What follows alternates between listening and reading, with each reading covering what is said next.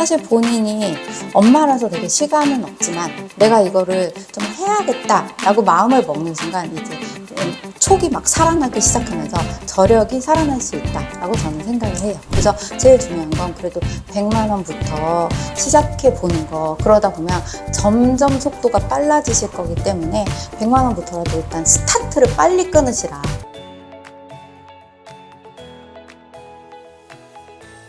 네, 안녕하세요. 오늘은 리치그룹 대표 이지영 작가님을 모셨습니다. 반갑습니다. 반갑습니다. 저희는 또 구면이잖아요. 네, 맞아요. 너무 반갑습니다. 간단하게 또 우리 구독자분 처음이니까 인사 한번 부탁드리겠습니다. 여러분 안녕하세요. 저는 리치그룹 대표 이지영이라고 합니다. 엄마의 동공부 저자이기도 하고요. 또 재테크 금융 전문가로 활동을 하고 있습니다. 이게 저는 지금 책 보고 나서 네. 처음 알았어요. 왜냐면 이렇게 딱 10억 써 있었는데 아래 살짝 네. 써 있더라고요. 100억이었어요. 스토리 좀 듣고 싶습니다. 처음에는 언제 얼마부터 시작하셨던 거예요? 처음에는 신혼 초에는 종잣돈 1,500만 원으로 시작을 했어요. 작은 원룸에서 시작을 했었는데요.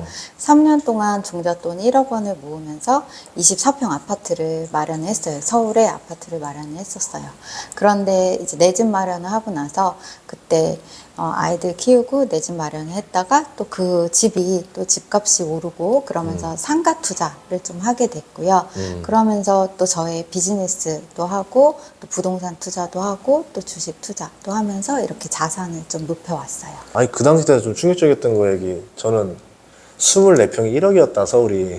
맞아요. 예. 1억을 가지고 할 수 있었던 거는 제가 그때 예. 약간 레버리지를 조금 많이 썼어요. 그러니까 1억, 그때 한 3억 얼마였거든요. 진짜 그때 진짜 쌌었죠. 그러니까 놀라웠었고, 그때가 2008년 금융위기 좀 지나고 경기가 굉장히 많이 안 좋을 때여가지고 급매로 사가지고 정말 1억 원을 가지고 내가 뭐 서울에 아파트를 살 수 있다라는 것이 저도 되게 많이 놀라웠어요. 근데 그때는 제가 무주택자였고 또 생애 첫 주택이니까 대출이 한 70% 정도가 나왔고 또 신용대출이 나오면서 제가 레버리지를 활용하면서 서울에 이제 아파트를 마련할 수가 있었어요. 그러면 이자도 만만치 않았지 않아요? 그 이자 부담 셌을 텐데. 맞아요. 네. 그래서 처음에 내 집을 마련할 때는 이제 앞으로 되게 꽃길만 펼쳐질 거라고 상상을 했었어요. 이제 내 집 마련하고 나면 이제 재테크 안 해도 되겠다. 그리고 그때 제가 내 집 마련 안 했을 때는 세상 내 집 마련 한 사람이 제일 부러웠거든요. 저런 부자들은 뭐 하고 살까? 저 집에서 어떻게 살고 있을까? 근데 막상 들어가 보니까 대출이자 갚느라고 엄청 힘들고 정말로 대출 이자와 원금까지 이제 같이 갚으면서는 저축을 거의 못하게 됐어요. 그러면서 마이너스가 계속 늘어나게 됐어요. 그래서 결국에는 그 집에서 몇 년을 살다가 나중에는 슬프게도 결단을 내렸어요. 근데 그 결단은 뭐였냐면 그때 제가 어떤 생각을 하게 됐냐면 이 집이 결국에는 내 집이 있다고 해서 꼭 이게 내가 부자가 되는 건 아니구나 라는 생각을 하면서 좀 돈을 굴리는 걸 해봐야겠다라고 생각을 했어요. 그래서 제가 살고 있던 집을 전세로 줬어요. 근데 그때는 당시에 제가 급매로 샀었고 또 전세가가 그 사이에 또 많이 올라 있었고 또 저희가 처음에 들어갈 때 약간 수리를 좀 예쁘게 하고 들어갔어요. 첫 집이니까 신경도 많이 쓰고 맨날 청소도 많이 해놓고 예쁘게 해놓고 그래서 전세를 좀 세게 맞추면서 전세 보증금이 좀 저에게 들어왔어요. 그래서 저희는 그 돈을 가지고 옥탑방으로 이사를 갔어요. 그래서 그때 보증금 3천에 네. 월세 50만 원? 얘는 옥탑방으로 아이 둘을 데리고 이사를 가면서 그때부터는 이제 본격적으로 좀 나의 자산을 굴려봐야겠다라고 시작을 하게 됐어요.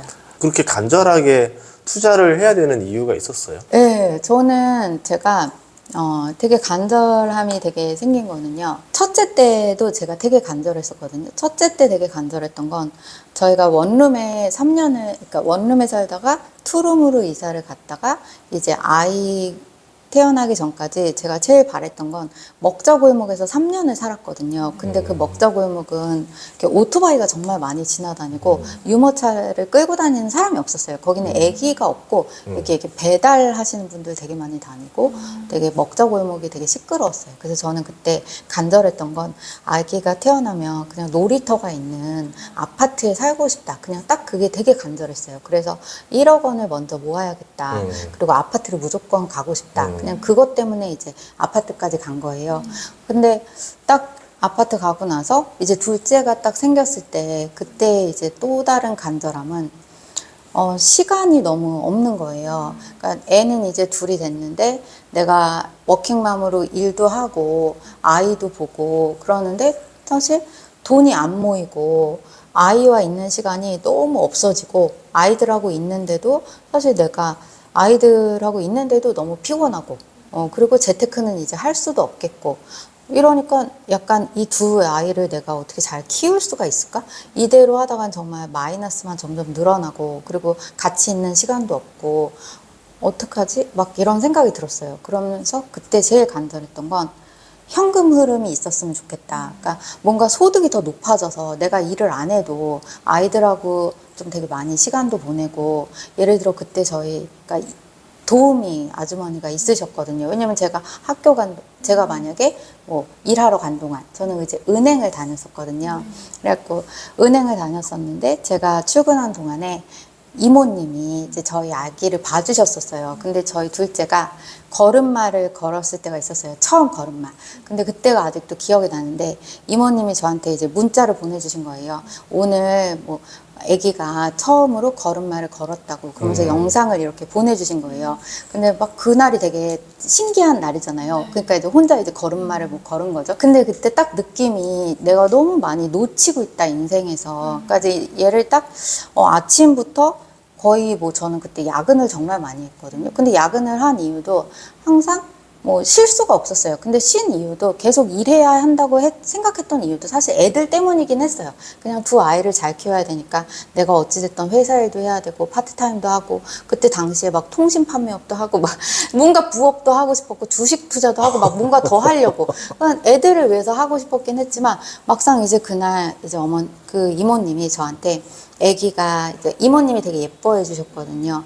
그 이모님이 이제 그 아기 사진을 이제 누구가 이제 오늘 처음으로 이렇게 걸었다고 그러면서 이렇게 딱 동영상이랑 사진이랑 딱 보내주시는데 그때 딱 느낌이 내가 이렇게 살다가는 정말 뭐 아무것도 다 놓치고 살겠구나라는 생각이 되게 많이 들었어요. 그러면서 나도 자동 소득을 만들어야겠다. 내가 언제까지 이렇게 일만 하고 살다가는 뭐 아이들 크는 것도 하나도 못 볼 것이고 그리고 건강도 그때 되게 안 좋아지고 있었어요. 그러니까 손목도 너무 많이 아팠고 허리도 아팠고 뭐 다 안 좋았지만 일단 그래도 열심히 살아야겠다 그냥 생각하고 있었는데 열심히 사는 게 전부는 아니구나. 근데 방법이 없었어요. 그러니까 뭐라도 해보고 싶었고 뭐 현금 흐름도 만들어 보고 싶었지만 난 종잣돈이 없었고 근데 종잣돈을 만들 방법이 잘 떠오르지 않았어요. 근데 그때 딱 떠오른 생각이 그냥 이 집을 전세로 주고 나는 다시 애들이 어릴 때 한번 힘든 시간을 한번 다시 견뎌야겠다 생각이 들었어요. 근데 다행히 둘 다 그 옥탑방을 몰라요. 아이들이 이제 다 컸잖아요. 근데 아이들한테 가끔씩 물어봐요. 야, 니네는 옛날에 우리가 그 옥탑방 그 기억이 나니? 둘 다 하나도 기억이 안 나는데. 안 나죠. 다행히. 그쵸. 네. 나는 기억이 나. 그러면 첫 투자는 어떤 물건이었을까요? 아니면 뭐 부동산이나 아니면 주식 어떤 종류였을까요? 첫 투자는 저한테는 이제 서울의 아파트가 저한테는 첫 투자였어요. 근데 제가 그게 정말 저한테 엄청난 영향을 많이 줬거든요. 근데 제가 생각해 보면 첫 투자가 성공하신 분들은 꾸준하게 계속 투자를 해요. 왜냐면 첫 기억이 너무나 좋고 이게 고기도 먹어본 사람이 먹는다고 이거구나 이제 이런 생각이 드는 거죠. 근데 처음에 투자했는데 약간 결과가 안 좋다 그러면 이 길이 아닌가? 내가 괜한 행동을 했군. 이렇게 이제 되는 거죠. 근데 저에게는 다행히도 내 집 마련을 했는데 그때가 굉장히 이제 경기도 되게 안 좋을 때였고 금리가 높을 때였어요. 2008년 이럴 때여서. 근데 사람들이 저를 막 말렸어요. 그러니까 지금 이 시기에 뭐 무슨 내 집을 마련하려고 하냐. 이자는 어떻게 감당하려고 하냐. 그리고 대출을 그때 제가 70% 이상 받았었거든요.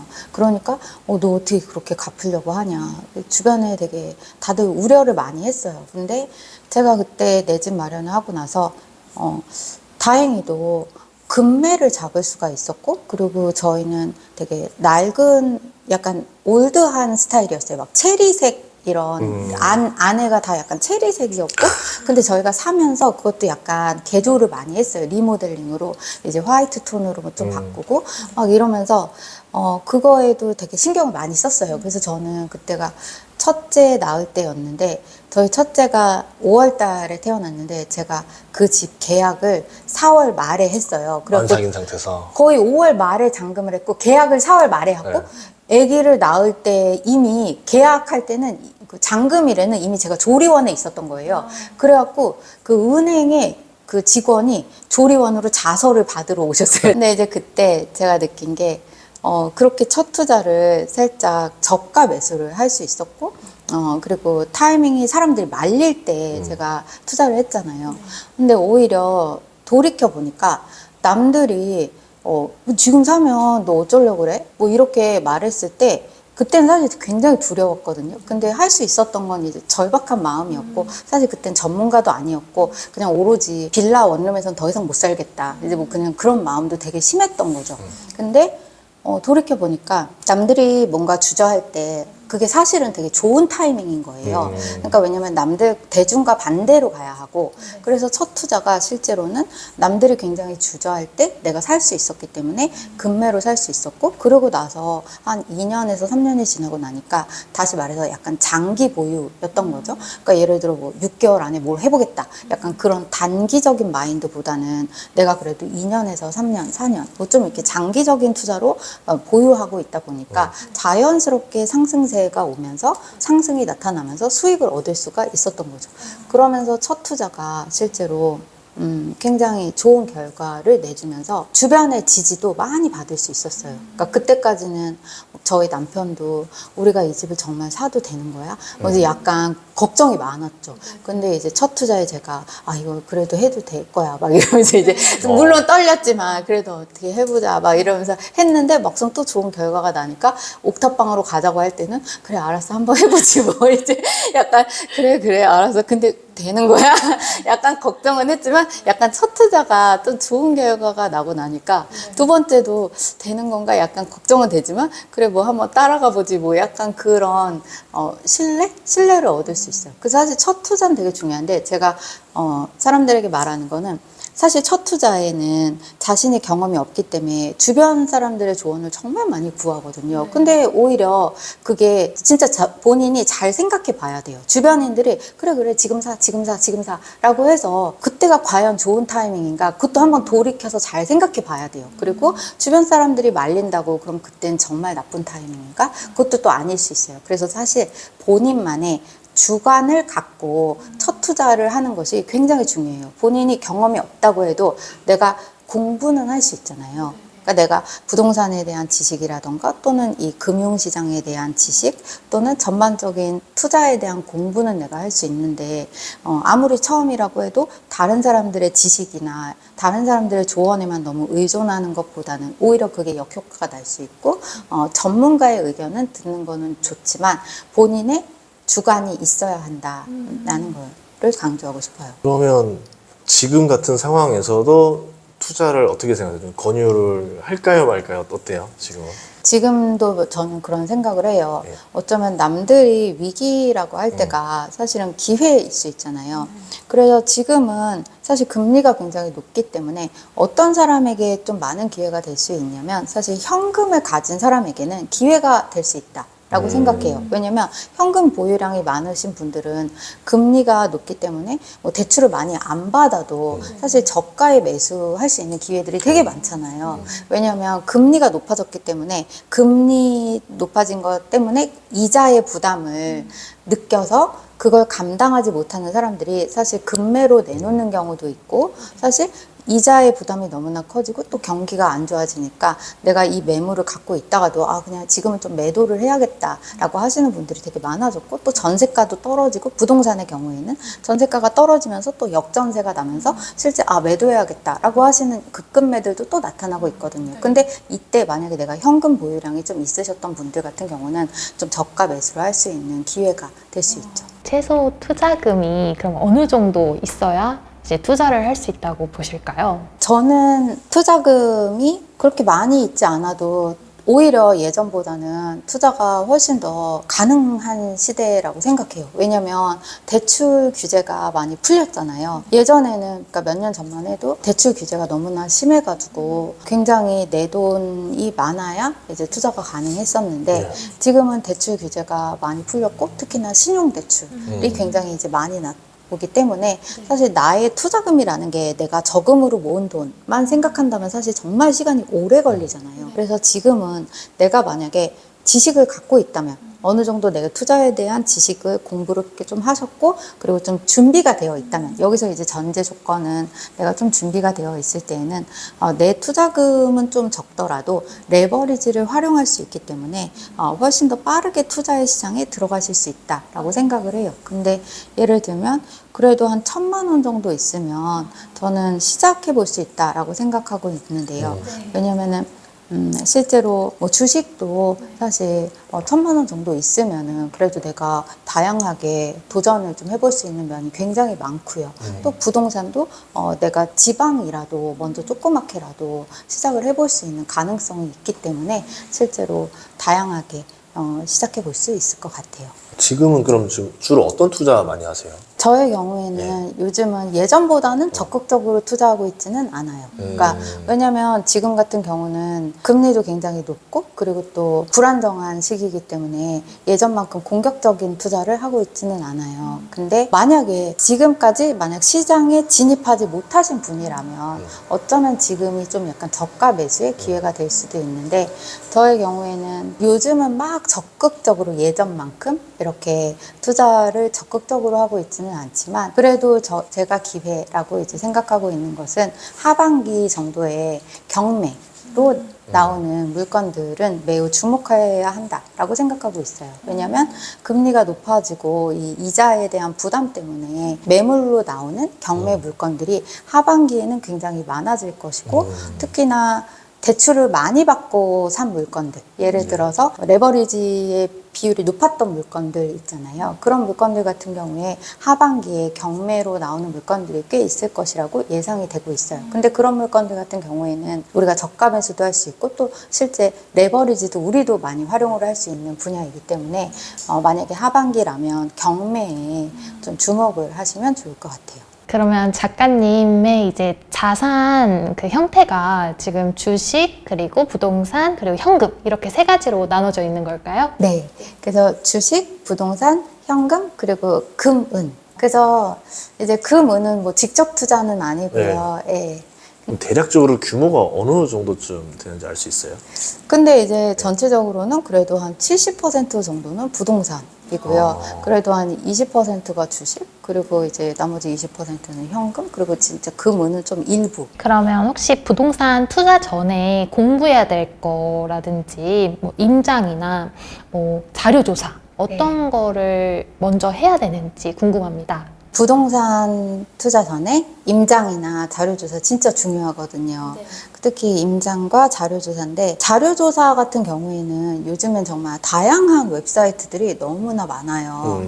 근데 다양한 웹사이트들이 많아서 사실 가기 전에 집에서 조사할 수 있는 부분들이 너무나 많고 예를 들어 부동산 지인 이런 걸로 수요와 공급 부터 확인하는 걸 권하고 싶어요. 왜냐면 부동산도 물건이란 말이에요. 그래서 만약 수요가 높으면 가격이 많이 오르고 또 수요가 적으면 가격이 적게 오르고 또 공급이 엄청나게 많으면 가격이 떨어지고 이런 영향을 많이 받을 수 있기 때문에 부동산 지인을 통해서 수요와 공급을 먼저 확인해 주시는 걸 권하고 싶고요. 그 다음에는 아실 사이트를 보면은 이제 전세와 매매가가 그래프로 이렇게 막 나타나 있어요. 근데 우리는 보통 투자를 할 때 당연히 뭐 대출을 통해서 투자하시는 분도 있지만 또 전세를 안고 투자하시는 분들도 많잖아요. 자본이 적을 때는.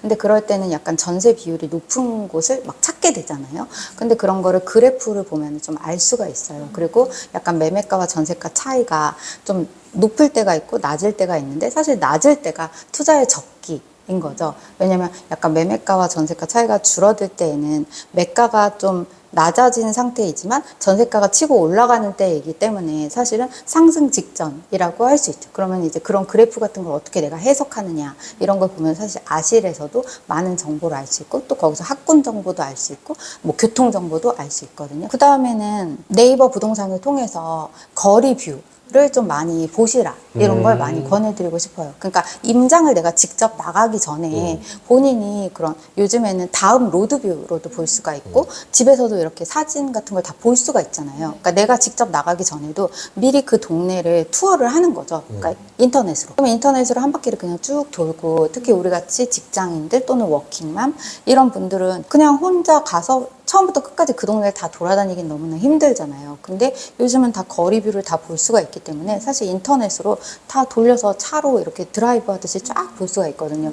그러면 실제로 아파트도 다 볼 수 있고 거리도 다 볼 수 있기 때문에 그걸로 쭉 한번 쭉 돌아보고 그리고 나서 그것까지 다 준비가 됐고 그것도 다 하나하나 이제 좀 캡처도 했고 그리고 이제 실거래가 조회. 그래서 KB에서 요즘에 이제 실거래가는 좀 어떻게 되는지, 그래서 나는 대출은 어느 정도 받을 수 있는지, 이런 것도 이제 확인을 할 수가 있잖아요. 그러면 그렇게까지 좀 조사를 한 다음에, 그 다음에는 부동산에 전화를 하고, 그래서 한번 갔을 때는 예약을 한 세네 군데는 한꺼번에 해놓고 임장을 가기 전에 한 세네 군데 예약을 해놓고 한번 갔을 때 최대한 많이 볼 수 있도록 예약을 해놓고 가는 걸 권하고 싶어요. 그러니까 임장 갔을 때 가서 그냥 한번 들려봐야지 이렇게 가면 사실 시간이 잘 안 맞아서 두 군데 갔는데 하루 다 갈 수도 있거든요. 되게 타이트한 일정을 짜놓는 거죠. 그래서 여기 몇 시부터 몇 시까지는 이 아파트, 여기 이 아파트, 이 아파트. 그래서 한번 갔을 때 그 지역을 예를 들어서 한 아파트를 한 세네 개 정도 보고 그래도 그 아파트의 핵심 아파트들은 좀 눈으로 확인을 해놓고 그리고 이제 집으로 오는 거죠. 그러면 예를 들어서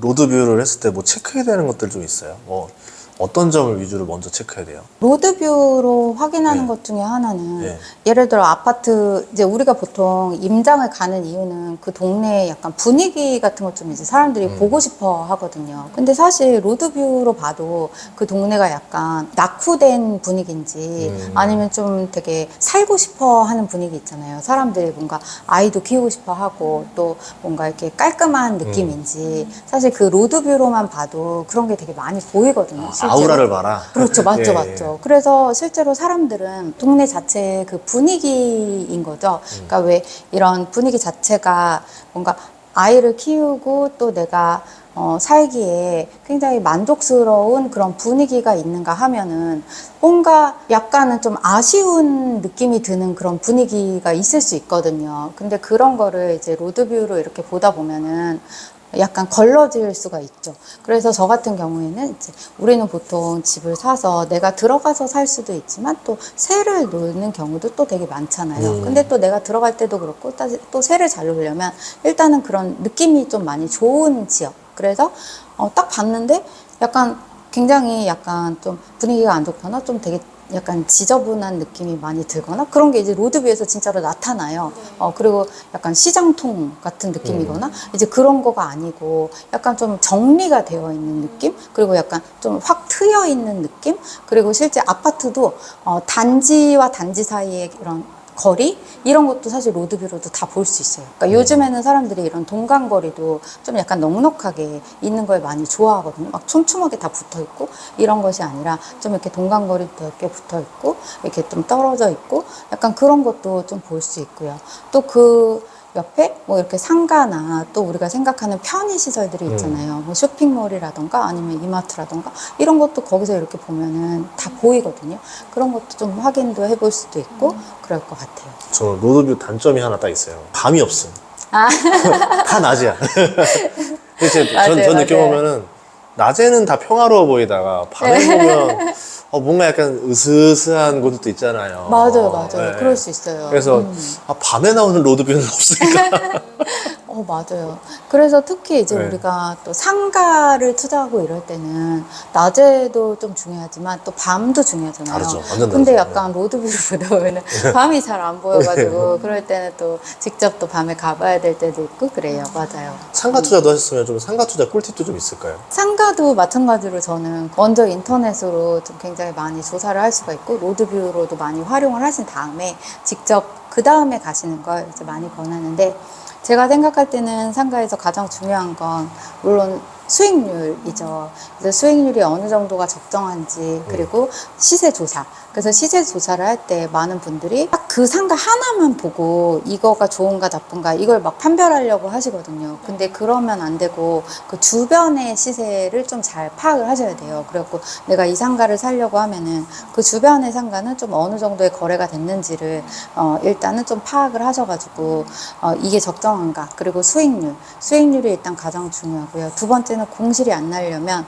어떤 상가를 사야 하는지, 근데 예를 들어 권리금이 좀 잘 형성이 되어 있는 것인지, 그리고 업종 변경이 많이 되지 않은 것인지, 이런 게 그것도 다 로드뷰 같은 걸로도 볼 수 있고, 실제로 이 업종이 예를 들어서 처음에는 족발집이었는데 갑자기 김밥집으로 바뀌고 이제 막 이렇게 갈비집으로 바뀌고 막 맨날 바뀌는 거죠. 예. 그러면 이제 여기는 약간 형성이 잘 안 되어 있다라고 이제 생각할 수 있거든요. 그러니까 약간 이렇게 자꾸 업종이 자꾸 바뀌고, 그 얘기는 여기가 아직 상권이 약간 안정이 안 됐다던가 이제 이런 느낌일 수 있어요. 그래서 초보일수록 여기가 지금 상권이 좀 탄탄하게 되어 있는 것인가. 그래서 그런 것도 실제로 우리가 이 전에는 어떤 업종이었는지 그 히스토리를 우리가 알 수가 있어요. 그리고 실제 등기부 등본 같은 걸 쫙 떼어보면 이 전의 주인은 얼마에 샀는지. 왜냐면 우리가 이 상가도 또 적정 금액이 있기 때문에 내가 샀을 때도 이 전 사람이 얼마에 샀는지를 좀 감안을 한 다음에 나도 한 어느 정도의 차익을 좀 많이 볼 수 있겠다 또는 없겠다 이런 것도 좀 파악도 할 수 있거든요. 그리고 또 상가의 경우에는 내가 업그레이드도 시킬 수 있어요. 예를 들어 딱 봤는데 여기에 너무 안 어울리는 업종이 있어가지고 세를 제대로 못 받고 있을 때가 있거든요. 전혀 어울리지 않는 업종이 여기 있다 보니까 별로 세를 높게 못 받고 있을 때는 내가 이분 이제 만기가 되면 다른 업종으로 되게 안정적으로 여기다가 넣고 그리고 딴 걸로 다시 바꿔야겠다. 근데 그것도 노력을 하면 돼요. 그러니까 예를 들어 뭐 2층에 원래는 다른 거가 있었는데 굉장히 세를 못 받고 있었던 거예요. 근데 PC방을 내가 넣는 거예요. 근데 그 PC방도 우리가 넣을 수 있어요. 찾을 수 있어요. 그러니까 우리가 막 이렇게 PC방 업종을 하실 분을 막 이렇게 찾는 거죠. 그러면 이제 그때 가맹점 같은 데에서 이렇게 연락이 올 수가 있어요. 그래서 내가 실제로도 적극적으로 내가 원하는 업종을 상가에다가 넣을 수가 있어요. 그러면 그때 이제 딱 들어오면 그걸로도 가치를 높일 수가 있어요. 그런데 이게 상가 같은 경우는 매매가 좀 어렵지 않아요? 나중에 팔 때. 근데 팔 때 어렵다고 생각하시는 분 되게 많은데 주택 투자를 많이 하시는 분들은 이제 그런 생각을 많이 해요. 상가는 팔 때 어려울 것이다. 근데 상가를 가진 사람은요, 팔려고 하질 않아요. 그러니까 왜냐면 그냥 갖고 있는데 매달 현금 흐름이 계속 들어오잖아요. 근데 이걸 굳이 팔아야 될 이유를 잘 못 찾는 거예요. 그러니까 예를 들어 우리가 연금이 예를 들어 한 달에 막 30만 원만 들어와도 우리는 되게 뿌듯함을 막 느끼면서 꼭 받아야 돼. 막 이제 이렇게 어르신들이 생각하는 것처럼 만약에 현금 흐름이 200만 원씩 따박따박 들어온다. 그러면은 실제 상가는 은퇴를 앞두신 분들이 많이 하시거든요. 그러니까 퇴직하시기 전에 월 200 정도 나오는 게 나의 목표다라고 해서 그걸 샀는데 실제로 그걸 투자했는데 그 팔 의미를 못 찾아요. 그걸 팔아가지고 내가 갭 투자를 하겠다? 그런 생각을 잘 못하는 거예요. 그래서 실제 막상 상가 등기부 등본이나 이런 걸 보면은 10년 이상 보유하신 분들이 정말 많고요. 거의 20년 보유하신 분들도 있고, 그리고 대출을 안 끼고 사시는 분들이 되게 많아요. 그러니까 퇴직이나 또는 은퇴자금 이런 걸로 이제 사세요. 그래갖고 실제로 상가가 생각보다 매도가 아주 어려운 건 아닌 게 이제 은퇴를 앞두신 분들이 실제로 어느 적정 수익률 이 200 정도만 그래도 맞춰지면 굉장히 그런 부분에 대한 니즈가 되게 강하시고요. 그리고 실제로는 좋은 상가 같은 경우에는 좀 매물이 많지가 않아요. 의외로. 그런데 물론 이제 약간 안 좋은 상가는 당연히 이제 매물들이 좀 많을 수가 있죠. 그래서 근데 아파트보다는 잘 매매가 안 되는 게 맞죠. 아파트에 비하면. 왜냐면 아파트는 거주를 원하는 사람들이 굉장히 많을 수 있고 수요층이 일단 거주하고 싶어하는 사람들인 거고, 상가는 수익을 얻고 싶어하는 사람들, 월세. 근데 실제로 그 비율로 보자면 집을 찾는 사람들의 비율이 뭐 한 80이면은 사실 은퇴하고 나서 200씩 뭐 받고 싶은 그런 사람들의 비율, 그리고 그 정도의 투자금이 있는 사람은 거의 10% 20%일 거기 때문에 사실 황금성에 있어서는 훨씬 떨어지는 게 대표님 말씀대로 맞아요. 저는 월급 이외에도 50만 원 정도 부수입을 얻고 싶은데 이렇게 아바타 수익을 만들 수 있는 방법이 궁금합니다. 아바타 소득을 만들 수 있는 방법 중에서 이제 다양한 방법이 있을 텐데요.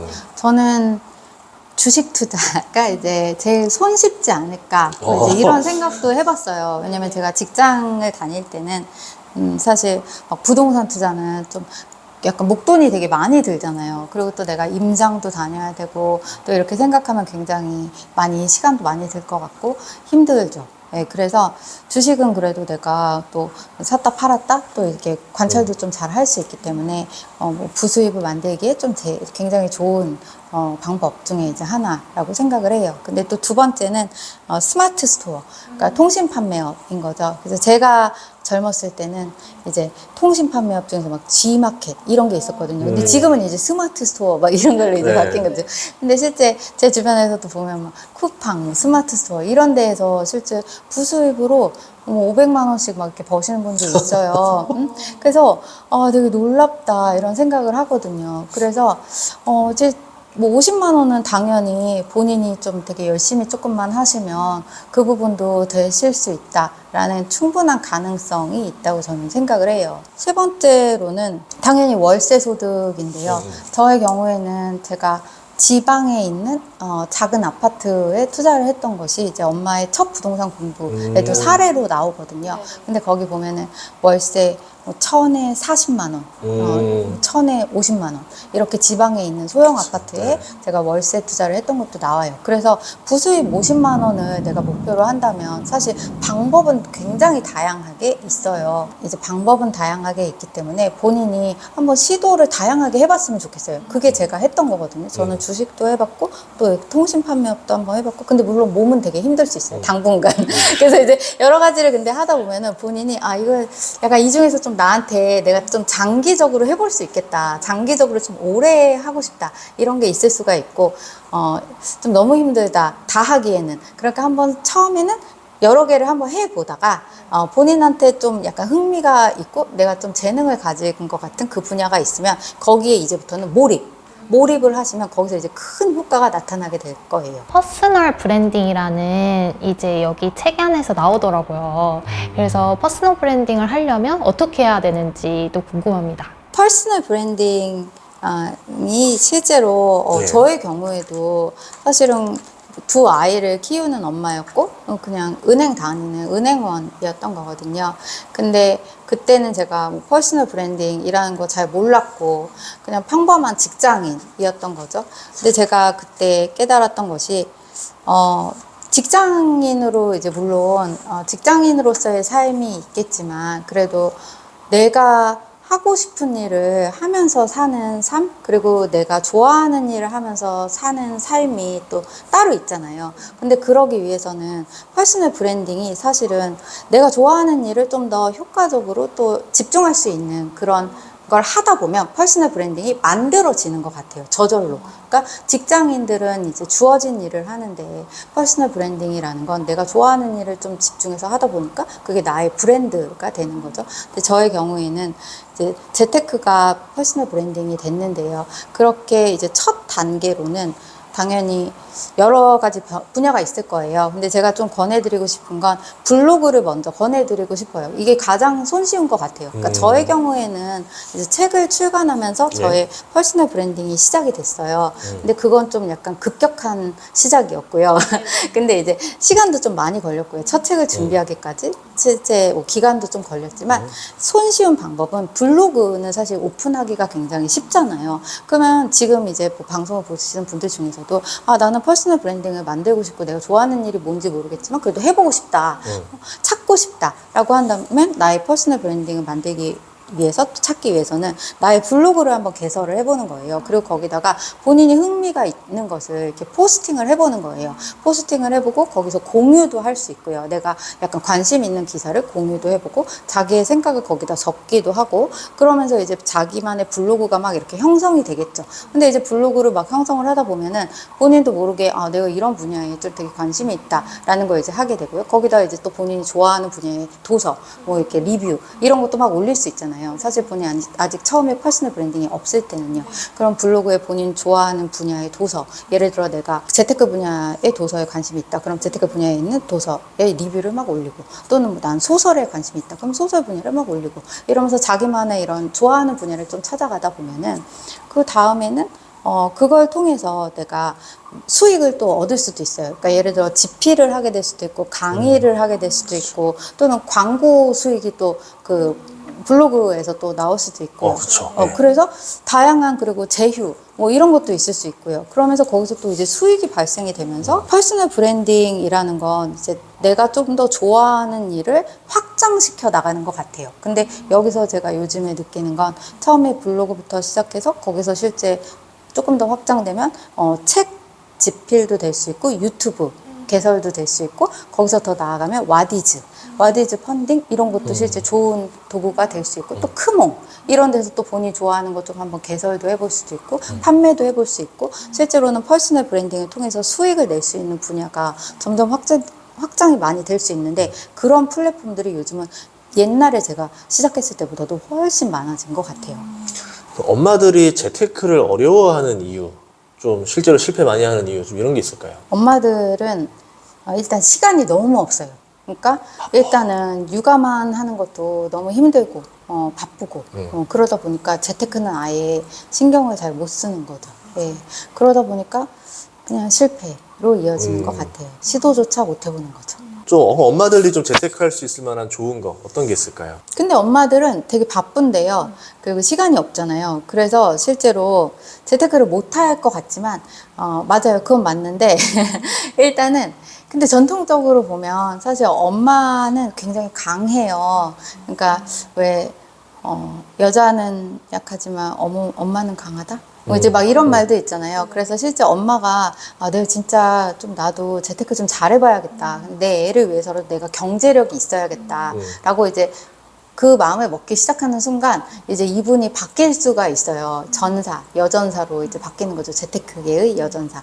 근데 실제 엄마는 정보가 굉장히 빨라요. 그러니까 눈치가 빨라요. 일단 센스가 있어요. 그러니까 일단은 뭐 다른 아빠들도 물론 센스가 있는 아빠들도 있겠지만 엄마들은 뭔가 이렇게 서로 정보 교환이 되게 많잖아요. 그러니까 막 요즘에 뭐 여기가 되게 좋은 뭐 이런 호재가 있다더라 또는 여기에 뭐 어떻게 뭐가 들어온다더라 뭐 이전을 한다더라 뭐 기업이 들어온다더라 뭐 이런 약간의 정보들 있잖아요. 그리고 요즘에는 여기에 많이 뭐 사람들이 많이 몰린다더라 뭐 이제 이런 약간의 그런 정보와 그리고 투자하다 보면 또 학군이나 이런 것도 또 부동산은 중요할 때도 있거든요. 그럼 여기는 이 학교가 되게 좋다더라. 막 이제 이런 것도 사실은 영향을 많이 줄 수 있거든요. 그 사실 그리고 집도 여자가 좋아하는 집이 나중에는 되게 잘 팔려요. 왜냐면 실제 집을 팔 때 은근히 또 여자들이 많이 고르거든요. 왜 남자들은 그래 알았어 이러면서 이제 결제 약간 이렇게 많이 하고 여자가 이제 막 보면서 이거 좋아 막 이렇게 많이 고르거든요. 그래서 실제 여자들이 좋아하는 집이 굉장히 또 잘 팔려요. 그래서 엄마들이 사실은 재테크에 관심을 두게 되면요. 실제 그냥 나는 아주 많은 노력을 하지는 않았는데 그냥 일상생활 속에서 정보를 굉장히 많이 듣다 보니까 내가 그거를 투자를 하는데 굉장히 많은 정보를 듣게 되고 그리고 실제 안목을 키우려고 한 것도 아닌데 어떻게 또 투자로 막 이어지는 거죠. 그래갖고 실제로 저희 친척 중에서도요 투자를 정말 이렇게 뭐 내가 투자해야지 막 이렇게 하신 분은 아니었는데 그분이 그 수영장을 맨날 아침마다 다녔어요. 근데 그 수영장 다니면 엄마들끼리 막 이렇게 뭐 8시에 막 수영하시고 이제 9시 되면은 막 이제 같이 커피 마시고 막 이제 이러는 거죠. 근데 그때 9시 막 이렇게 커피 마시고 이럴 때 요즘에 막 무슨 주식이 뭐 되게 좋대더라. 막 이제 이런 말을 들으신 거예요. 근데 그분이 그것만 듣고 이제 옛날 같았으면 그냥 막 이제 다시 집에 갔죠. 근데 이제 나도 이제 투자 좀 해야겠어. 애들을 위해서 나도 이제 투자 좀 해야겠어. 막 이제 그 딱 얘기를 듣고 나서는 그때 그 생각을 하고 나서는 그분이 실제로 그 증권회사를 간 거예요. 그리고 증권회사를 가가지고 그때 이제 증권회사 직원들하고 이제 또 이렇게 설명도 막 듣잖아요. 그리고 본인도 막 조금 주식에 대해서 이제 조금 공부도 하고 근데 정보도 막 들었잖아요.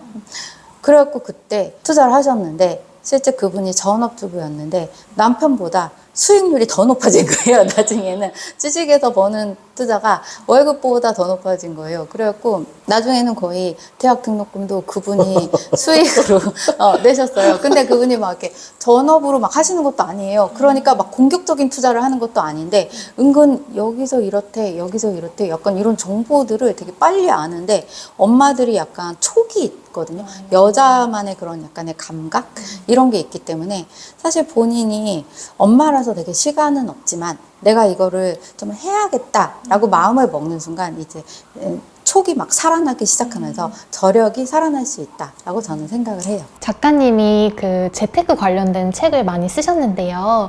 엄마의 10억 책을 쓰시게 된 이유가 어떻게 될까요? 엄마의 10억이라는 책을 쓴 이유는요. 실제 나는 부자가 되고 싶어 라고 이제 생각하시는 분들이 있을 텐데 사실 어떤 목표치를 정해놓지 않으면 그걸 이루기가 좀 힘들잖아요. 그러니까 나는 얼마를 모으고 싶어 라고 이제 목표를 정해놓는 건 굉장히 엄마들에게도 필요하다라고 생각해요, 저는. 근데 요즘은 시대가 많이 바뀌어가지고 1억 모으기라고 하면은 1억? 이제 이렇게 생각이 되는 거죠. 왜냐면 집값도 요즘에는 뭐 평균 막 5억, 6억 막 아파트가 이렇게 되다 보니까 1억 모으기, 그럼 엄마의 1억 이러면 이제 1억? 이제 이렇게 약간은 될 수가 있죠. 그래서 이제 본인의 목표치를 일단은 그래도 사람들에게 많이 물어봤을 때 그래도 한 내가 10억 정도 있으면 어느 정도 좀 내 집도 마련하고 그리고 아이들을 위해서 그리고 또 나를 위해서도 좀 풍요롭게 살 수 있을 것 같다라고 생각하는 금액이 그래도 한 10억 정도가 아닌가라는 생각이 들었어요. 그래서 처음 목표를 그래도 본인이 세팅을 해놓는 게 되게 중요한 것 같아요. 재테크에 있어서. 근데 저에게는 예전에는 1억이 목표였어요. 그때는 한 15년 전이었으니까 그때는 1억 모으기가 열풍이었어요. 근데 요즘은 조금 금액대가 높아진 것 같다라는 생각이 들었고 꼭 엄마의 10억이 아니더라도 본인만의 목표를 꼭 정하셨으면 좋겠어요. 그러니까 몇 년 안에 나는 엄마의 몇 억을 모으겠다 이렇게 이제 정하셨으면 좋겠고요. 저는 이제 그래서 엄마의 10억 모으기를 한번 목표로 정해보시고 그게 몇 년이 걸리든지 간에 그래도 목표가 있으면 우리는 이루려고 노력을 하게 되잖아요. 그래서 목표를 하나 정하고 그걸 향해서 계획을 세울 수 있도록 좀 가이드를 해드리고 싶었고요. 그리고 그 안에서는 또 사실 10억이라는 건 목표는 일단 세우지만 나한테는 너무나 크게만 느껴지는 그 괴리감이 느껴지는 금액일 수 있잖아요. 그러면 또 너무 포기하게 될 수 있잖아요. 근데 사실 10억도 100만 원부터 시작이 되는 거거든요. 정말 아무리 큰 부자라도 실제로 100만 원부터 모으기 시작했을 것이고 100만 원이 1000만 원이 됐고 1000만 원이 1억이 됐고 그게 또 1억이 3억이 되고 근데 이제 3억에서 5억, 5억에서 10억 이렇게 눈덩이처럼 불어나고 사실 자산은 가속도가 붙거든요. 그래서 10억 되게 커 보이고 되게 오래 걸릴 것 같지만 사실 1억까지 모으기가 시간이 어쩌면 되게 오래 걸리실 거고 1억에서 3억은 좀 오래 걸리겠지만 뭐 한 5억에서 8억은 조금 더 빨라질 수 있다. 라는 말씀을 드려요. 그래서 제일 중요한 건 그래도 100만 원부터 시작해 보는 거. 그러다 보면 점점 속도가 빨라지실 거기 때문에 100만 원부터라도 일단 스타트를 빨리 끊으시라. 왜냐면 나중에는 가속도가 붙을 건데 본인 늦게 시작하면 가속도 오는 날도 늦어질 거 아니에요. 그래서 100만 원부터라도 일단 우선 시작해 보시라. 그래서 일단 제목은 엄마의 10억 그리고 부제는 100만 원으로 시작하는 부의 터닝 포인트라고 지어봤어요. 원래 책에는 절약하는 내용들도 많이 담겨 있잖아요. 맞아요. 네, 근데 그걸 남겨둔 이유는 또 이제 유튜브 채널 하고 계시잖아요. 맞아요. 네, 채널명이 맞아요. 어떻게 되죠? 이지영의 뉴리치 부자학입니다. 예, 구독과 좋아요를 누르시면 볼 수 있습니다. 예, 오늘 출연해주셔서 감사합니다. 고맙습니다. 감사합니다.